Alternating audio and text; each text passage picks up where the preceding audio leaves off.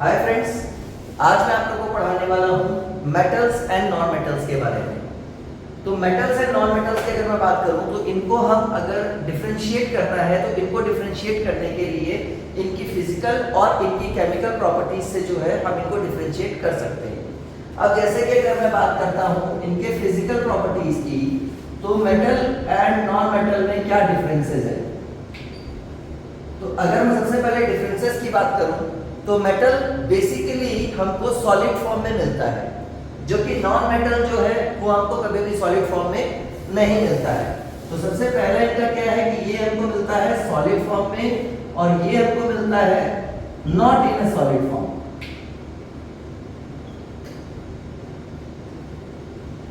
अब अगर मैं दूसरी प्रॉपर्टीज के लिए इनके बात करूं तो मेटल की जो है मेल्टिंग और बॉइलिंग पॉइंट, ये मेटल की मेल्टिंग और बॉइलिंग पॉइंट बहुत हाई होती है, बट नॉन मेटल की मेल्टिंग और बॉइलिंग पॉइंट हाई नहीं होती है।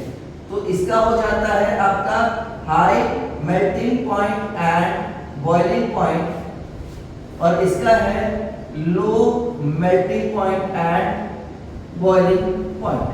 बट एक्सेप्शंस हर जगह ऑकर करते हैं, तो इनके जो एक्सेप्शंस हैं वो मैं आपको बाद में बताऊंगा कि क्या क्या एक्सेप्शंस हैं। तीसरा जो इनका आता है वो है कि मेटल आपका सोनोरस होता है। मेटल आपका सोनोरस होता है एंड नॉन मेटल जो आपका है वो नॉट सोनोरस। अब सोनोरस का मतलब क्या है? सोनोरस का मतलब है कि मेटल ऐसी चीज है जिसके अंदर साउंड आपका ट्रेवल करता है, बट नॉन मेटल के अंदर जो है कोई साउंड ट्रेवल नहीं करता है। इसीलिए बोला जाता है कि मेटल आपका सोनोरस है, नॉन मेटल आपका सोनोरस नहीं है। अगर मैं चौथे पॉइंट की बात करूं तो मेटल आपका लस्ट्रस होता है। लस्ट्रस मींस कि शाइनी सरफेस होता है मेटल का, बट नॉन मेटल की अगर बात करूं तो नॉन मेटल जो है नॉट लस्ट्रस।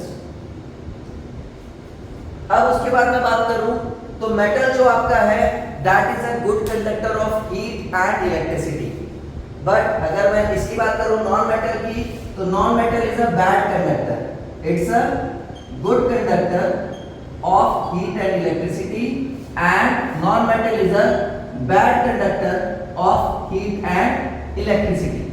तो ये कुछ डिफरेंसेस है फिजिकल प्रॉपर्टीज में जो मेटल्स और नॉन मेटल्स को अलग करती हैं। अब अगर मैं बात करूं, जैसे कि मैंने आपको बताया कि मेटल हमेशा सॉलिड फॉर्म में मिलता है and non metal solid form में नहीं मिलता है। तो अब अगर मैं यहाँ पर बात करूं एक्सेप्शंस की, तो एक ऐसा मेटल है दैट इज मर्करी, जो कि आपको कभी भी सॉलिड फॉर्म में नहीं मिलता है, वो रूम टेम्परेचर पे भी लिक्विड फॉर्म में होता है।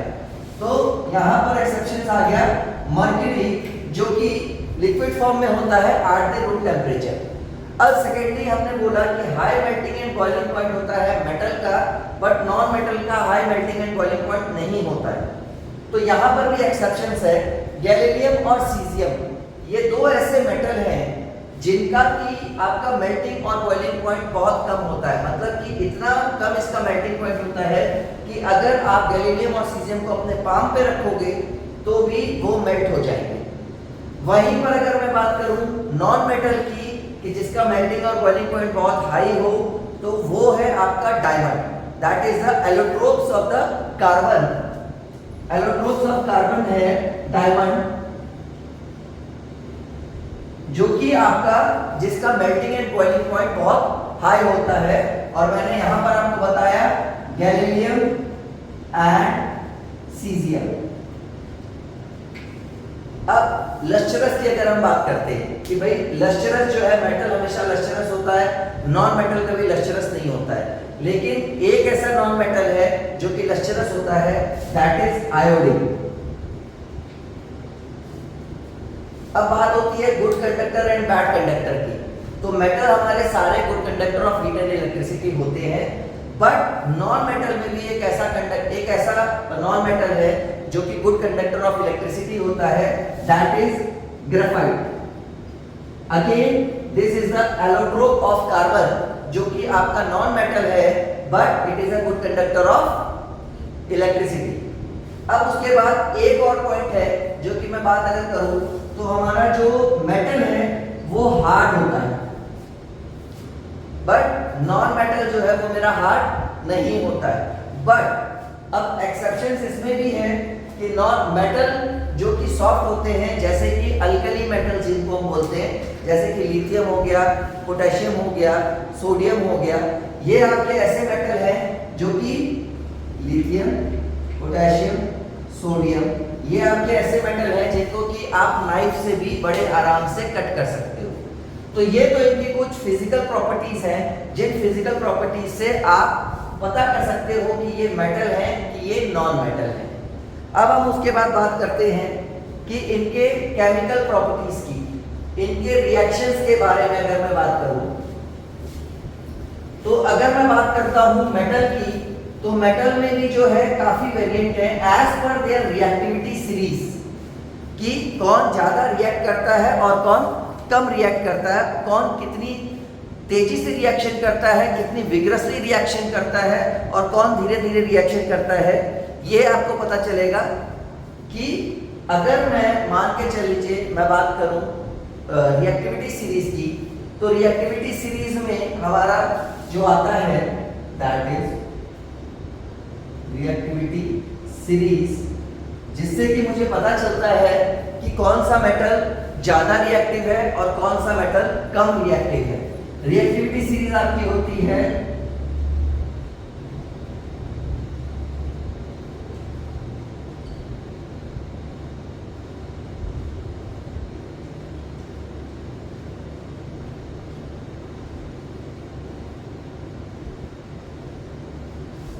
ये आपका रिएक्टिविटी सीरीज है that is potassium, sodium, calcium, magnesium, aluminium, zinc, iron, lead, hydrogen, copper, mercury, silver and gold. तो इस तरीके से आपकी रिएक्टिविटी सीरीज आती है, जिससे कि आपको पता चलता है कि ऊपर वाले ये जो हैं दे आर हाईली रिएक्टिव, उसके बाद बीच वाले जो मेरे आ जाते हैं they are medium reactive, and जो नीचे वाले मेरे आ जाते हैं they are less reactive metals. तो अब हाईली रिएक्टिव की बात करें, मीडियम रिएक्टिव की बात करें या लेस रिएक्टिव की बात करें। अच्छा, अब सबसे बड़ी दिक्कत होती है लोगों को कि रिएक्टिविटी सीरीज हम याद कैसे करें। तो रिएक्टिविटी सीरीज याद करने का एक सिंपल सा तरीका है, K for Kalu, N for Nath, Ca का, Mg मतलब माली, Al मतलब आलू, Zn मतलब जरा, Fe मतलब फीके, Tb मतलब पकाता, हाइड्रोजन मतलब है। तो यहां तक आपका याद होता है कालू, नाथ का, माली, आलू, जरा, फीके, पकाता है, Cu, Hg, Ag, Au, ये आपके जो हैं ये आपके सबसे लीस्ट रिएक्टिव या लेस रिएक्टिव मेटल्स में से एक आप बोल सकते हैं। तो ये तरीका है आपका रिएक्टिविटी सीरीज याद करने का, एंड इसी रिएक्टिविटी सीरीज के हिसाब से आपका केमिकल प्रॉपर्टीज हमारे मेटल की पता चलती हैं। अब जैसे अगर मैं बात करूं कि ये दो मेरे मेटल्स हैं that is sodium and potassium. Sodium और पोटेशियम की अगर मैं बात करूं तो सोडियम पोटेशियम अगर मैं कोल्ड वाटर में भी अगर इनको डालता हूं, अगर मैं इनको कोल्ड वाटर में भी डालता हूं तो ये इतनी विग्रसली रिएक्ट करते हैं, इतनी विग्रसली रिएक्ट करते हैं कि इसमें आग भी लग सकती है, इट कैचेस फायर। तो सोडियम या पोटेशियम को अगर मैं कोल्ड वाटर के साथ रिएक्ट कराऊंगा तो उसमें विग्रस रिएक्शन होता है एंड हाइड्रोजन जो है वो रिलीज होता है, काफी ज्यादा मात्रा में रिलीज होता है, जिसकी वजह से उसमें आग भी लग सकती है। अब अगर उसके बाद मैं बात करूं कैल्शियम की, तो कैल्शियम भी जो है वो कोल्ड वाटर में रिएक्ट होता है, बट इतना विग्रसली नहीं होता है कि वो आपका आग पकड़ सके।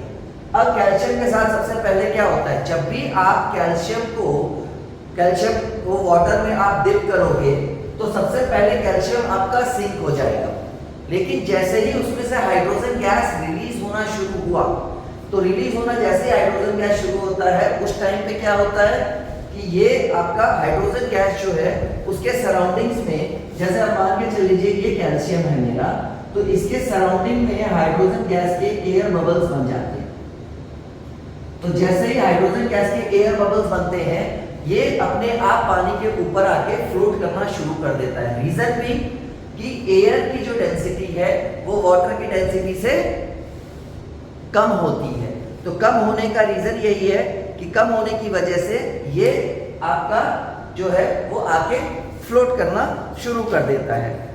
तो मैग्नीशियम की अगर मैं बात करूं तो मैग्नीशियम जो आपका है वो रिएक्ट करता है हॉट वाटर के साथ, वो कोल्ड वाटर के साथ रिएक्ट नहीं करता है। एंड सिमिलरली जब ये रिएक्ट करता है तो ये बनाता है magnesium hydroxide and hydrogen gas release होती है। तो जब इसमें हाइड्रोजन गैस रिलीज होती है, जैसे कि मैंने आपको कैल्शियम में बताया था, सिमिलरली इसके अंदर भी क्या है कि हाइड्रोजन गैस जो आपकी है वो उसको सराउंड कर लेती है एंड थोड़े टाइम के बाद वो फ्लोट करना शुरू कर देता है। अब अगर मैं बात करता हूं इन मेटल्स की, जैसे कि एल्युमिनियम हो गया, जिंक हो गया, आयरन हो गया, तो ये जो मेटल्स हैं ये सारे के सारे आपके मेटल जो है ना ही कोल्ड वाटर के साथ रिएक्ट करते हैं और ना ही हॉट वाटर के साथ रिएक्ट करते हैं। ये रिएक्ट करते हैं स्टीम के साथ, ये रिएक्ट करते हैं स्टीम के साथ एंड इसके अंदर भी आपकी हाइड्रोजन गैस रिलीज होती है। एंड जो बचे हुए आपके हैं मेटल्स जो कि लीस्ट रिएक्टिव मेटल्स हैं, ये लीस्ट रिएक्टिव मेटल्स ये वाटर के साथ रिएक्ट करते ही नहीं है। अब उसके बाद अगर हम बात करें तो ये मैंने आपको बताया कि chemical reactions with water of the metal, और ये डिपेंड करता है इनकी रिएक्टिविटी सीरीज के हिसाब से कि किस तरीके से आपकी रिएक्टिविटी सीरीज है, और रिएक्टिविटी सीरीज के हिसाब से ये आपस में मतलब कोल्ड वाटर के साथ या हॉट वाटर के साथ या स्टीम के साथ ये कैसे रिएक्ट करते हैं एंड हाइड्रोजन गैस को रिलीज करते हैं।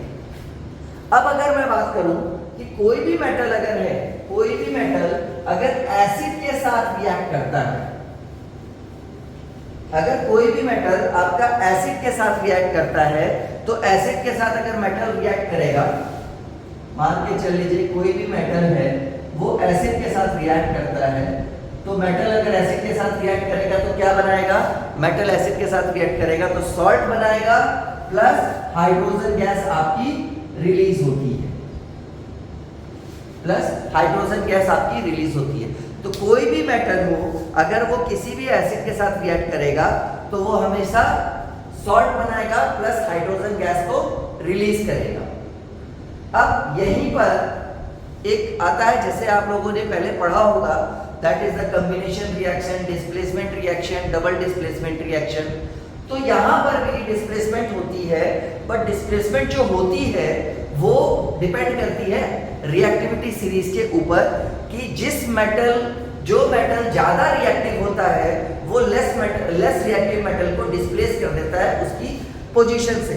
मान के चल लीजिए कि आपका एक मेटल है, दैट इज मेटल ए, कोई भी आप मेटल ले लेते हैं, metal A plus salt solution of metal B है,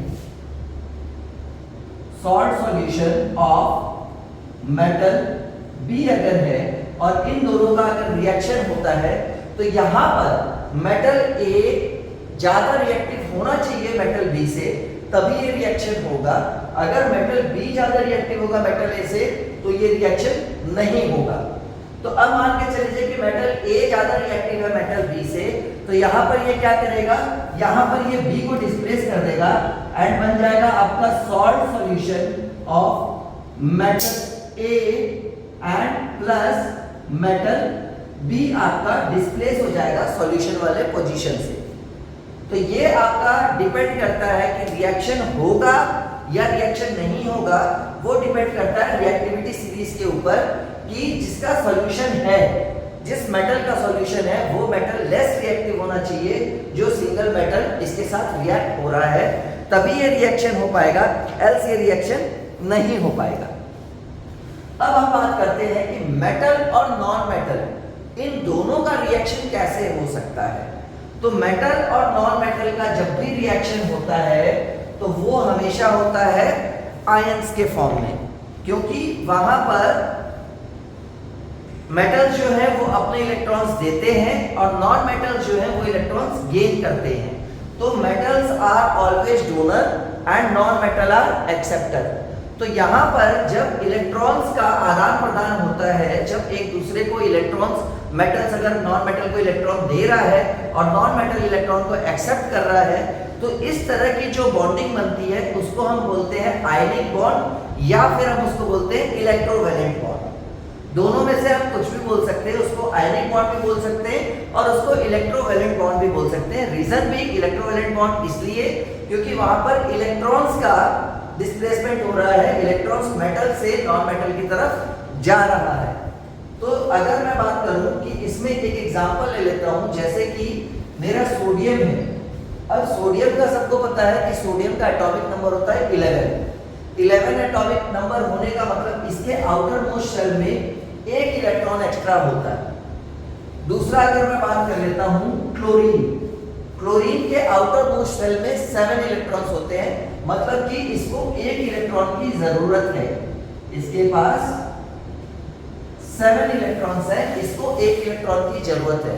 तो यहां पर क्या होगा कि जब सोडियम ने अपना एक इलेक्ट्रॉन इसको दे दिया, जब सोडियम ने अपना एक इलेक्ट्रॉन इसको दे दिया, तो सोडियम के पास नंबर ऑफ प्रोटॉन बचे 11, नंबर ऑफ इलेक्ट्रॉन इसके पास बचे 10। क्योंकि न्यूट्रॉन है, न्यूट्रॉन तो आपका न्यूट्रल होता है, उसका तो कोई चार्ज है नहीं। तो number of proton is 11 and number of electron is 10, क्योंकि एक इसने दे दिया, तो जिसकी वजह से Na आपका हो जाएगा positive. This is a positive ion, जिसको कि हम बोलते हैं कटायन। एंड क्लोरीन जो है, क्लोरीन के पास नंबर ऑफ प्रोटॉन बचेगा 17 एंड नंबर ऑफ इलेक्ट्रॉन होगा इसके पास 18, क्योंकि इसने एक इलेक्ट्रॉन इससे ले लिया है अपने आप को स्टेबल करने के लिए। इसने एक दिया अपने आप को स्टेबल करने के लिए, इसने एक लिया अपने आप को स्टेबल करने के लिए, तो ये बन जाएगा Cl-। तो यहां पर क्या हुआ, यहां पर इलेक्ट्रॉन का आदान प्रदान हुआ, जिसकी वजह से यहां पर positive bond and negative ions बने आपके। तो पॉजिटिव आयंस जो मेरा बना है इसको हम बोलते हैं कैटायन, एंड जो नेगेटिव बॉन्ड बना इसको हम बोलते हैं एनायन। तो कैटायन एंड एनायन, तो they are positive electrons and negative, positive ions and negative ions. तो यहां पर जो आपके बने, तो यहां पर ये जो ट्रांसफर हो रहा है इसी को हम बोलते हैं आयनिक बॉन्डिंग। अब एक और तरह की बॉन्डिंग होती है, that is the covalent bonding. तो कभी भी मेटल और नॉन मेटल के बीच में अगर बॉन्डिंग बनेगी तो वो हमेशा आयनिक बॉन्डिंग बनेगी। और जो कोवेलेंट बॉन्डिंग बनती है that is the sharing of electron. वहां पर इलेक्ट्रॉन का शेयरिंग किया जाता है, वहां पर एक दूसरे को दिया नहीं जाता है, बट एक दूसरे के साथ शेयर किया जाता है। तो वो जो बॉन्डिंग बनती है वो बनती है नॉन मेटल और नॉन मेटल के बीच में, जो कि मैं आपको आगे के वीडियो में बताऊंगा कि कोवेलेंट बॉन्डिंग बनती कैसे है। यहां पर मैंने आपको बताया आयनिक बॉन्डिंग, और या फिर आप उसको बोल सकते हो इलेक्ट्रोवैलेंट बॉन्डिंग। अब अगर आयनिक बॉन्डिंग की कुछ इंपॉर्टेंस बताऊं कि आयनिक बॉन्डिंग का इंपॉर्टेंस क्या है, तो आयनिक बॉन्डिंग जो है वो बहुत स्ट्रॉन्ग बॉन्ड होता है, क्योंकि वहां पर क्या है, इलेक्ट्रॉन्स मेटल ने नॉन मेटल को दिया, नॉन मेटल ने उसको एक्सेप्ट किया, नॉन मेटल भी आपका स्टेबल हो गया एंड मेटल भी आपका स्टेबल हो गया। तो इन दैट केस ये जो बॉन्डिंग होती है ये बहुत स्ट्रॉन्ग बॉन्डिंग होती है। दूसरा, इनका मेल्टिंग और बॉइलिंग पॉइंट भी बहुत हाई होता है। जो भी बॉन्ड इस तरीके से बनते हैं, आयन से जो भी मेरे बॉन्ड बनते हैं, तो उनका आयनिक बॉन्ड का मेल्टिंग और बॉइलिंग पॉइंट भी बहुत हाई होता है। तीसरा, क्योंकि यहाँ पर एक इलेक्ट्रॉन है, फ्री इलेक्ट्रॉन, जो कि एक पोजीशन से दूसरे पोजीशन, मतलब मेटल से नॉन मेटल की तरफ जा रहा है, तो वहां पर एक फ्री इलेक्ट्रॉन है जिससे कि हमारा चार्ज मूव कर सकता है। तो इट मींस कि आयनिक बॉन्ड वाले जो भी हमारे सब्सटेंस होते हैं, जो भी हमारे कंपाउंड होते हैं आयनिक बॉन्ड वाले, they are the good conductor of electricity also. तो यहां पर मैंने आपको बताया कि आयनिक बॉन्डिंग बनती कैसे है with the example, and ionic bonding में आपके जो दो चीजें बनती है that is cation and anion, and that is due to कि इलेक्ट्रॉन का ट्रांसफर हो रहा है एक मेटल से नॉन मेटल की तरफ। अब हम बात करते हैं इस चैप्टर का जो सबसे बेसिक और जो सबसे लास्ट टॉपिक है, that is occurrence of metal. तो मैंने आपको बताया कि जैसे रिएक्टिविटी सीरीज है, तो तो रिएक्टिविटी सीरीज में आपका हाई रिएक्टिव मेटल्स है, फिर मीडियम रिएक्टिव मेटल्स हैं, फिर आपके लो रिएक्टिव मेटल्स हैं। तो यहाँ पर अगर हम बात करें कि जो हाई रिएक्टिव मेटल्स हैं उनको हम कैसे प्योरीफाई करते हैं, तो जो हाई रिएक्टिव मेटल हैं जैसे कि आपके सोडियम हो गया, पोटेशियम हो गया, लिथियम हो गया, ये सारे जो हाई रिएक्टिव मेटल्स हैं, इन हाई रिएक्टिव मेटल्स को हम कैसे प्योरीफाई करते हैं, तो इनको प्योरीफाई करने का जो सिंपल सा तरीका है दैट इज इलेक्ट्रोलाइसिस। इलेक्ट्रोलाइसिस से हम क्या करते हैं, इनको पहले मोल्टेन फॉर्म में करते हैं और एक मोल्टेन फॉर्म में करके उसका इलेक्ट्रोलाइसिस करते हैं तो वो हमको प्योर फॉर्म ऑफ मेटल मिल जाता है। तो जैसा कि मैंने आपको बताया कि इसमें सबसे पहला होता है high reactive metal. High reactive metal इनको करने के लिए सबसे पहले हम इस मेटल के ओर को मोल्टेन फॉर्म में करेंगे, उसके बाद हम इसका करेंगे electrolysis. Electrolysis of molten ore. इलेक्ट्रोलाइसिस जब हम करेंगे तो हमको प्योर फॉर्म ऑफ मेटल मिल जाएगा। प्योर फॉर्म ऑफ मेटल हमको मिल जाएगा अगर हम इसमें इलेक्ट्रोलाइसिस करते हैं तो। अब इलेक्ट्रोलाइसिस का प्रोसेस क्या होता है, कई लोगों को कंफ्यूजन है कि इलेक्ट्रोलाइसिस हम कैसे करते हैं सर। तो इलेक्ट्रोलाइसिस करने का एक सिंपल सा तरीका है, मान के चल लीजिए आपको सोडियम का इलेक्ट्रोलाइसिस करना है। Sodium is a high reactive metal, अगर इसका मुझे इलेक्ट्रोलाइसिस करना है तो हम क्या करते हैं, हम इसमें दो इलेक्ट्रोड्स लेते हैं। Electrodes they are cathode and anode. Cathode जो मेरा है that is the negative terminal, anode जो मेरा है that is the positive terminal and हम इसको बैटरी से कनेक्ट कर देते हैं।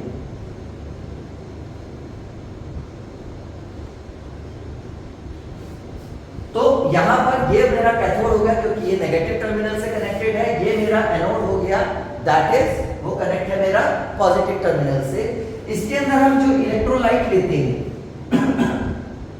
इसमें जो मेरा इलेक्ट्रोलाइट होता है वो उसी मेटल का सॉल्ट होगा जिस मेटल को मुझे प्योरीफाई करना है। जैसे कि अगर मुझे सोडियम को करना है तो यहाँ पर सोडियम सॉल्ट होगा, सोडियम सॉल्ट सॉल्यूशन। अगर मुझे पोटेशियम को करना है तो यहाँ पर पोटेशियम सॉल्ट सॉल्यूशन होगा आपका। तो अब अगर मैं बात करता हूँ कि मैं सोडियम को अगर कर रहा हूँ इलेक्ट्रोलाइसिस, तो इसमें क्या करेंगे कि एनोड पे जो मेरा है वो होगा ore of sodium, that is impure form of sodium मैंने यहाँ लगाया। एंड यहाँ पर एक पतली सी स्ट्रिप लेते हैं जो कि प्योर फॉर्म ऑफ सोडियम होती है। तो अब जो सॉल्ट सॉल्यूशन होगा मेरा वो होगा सोडियम सॉल्ट सॉल्यूशन। तो अब जैसे ही इसमें करंट पास होना शुरू होगा, यहाँ से प्योर सोडियम निकल के यहाँ पर जाके डिपॉजिट होना शुरू हो जाएगा। मतलब कि एनोड से निकलेगा एंड कैथोड पे जाके डिपॉजिट होना शुरू हो जाएगा। एंड जो सारी मेरी इंप्योरिटीज हैं वो मेरी नीचे जमा हो जाएंगी, जिनको हम बोलते हैं गैंग्लियो।